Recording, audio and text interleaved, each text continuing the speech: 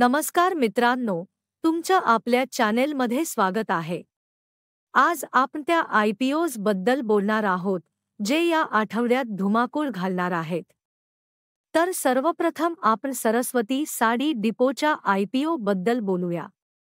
हा IPO 12 ऑगस्टला उघडेल आणि 14 ऑगस्टला बंद होईल. या IPO अंतर्गत 65 लाख फ्रेश इक्विटी शेअर्स जारी केले जातील आणि प्रमोटर ग्रुपकडून 35 लाख इक्विटी शेअर्सची विक्री ऑफर फॉर सेल च्या माध्यमातून केली जाईल. आता सेगमेंटबद्दल बोलूया. या आठवड्यात 4 कंपन्या आपले IPO घेऊन येत आहेत.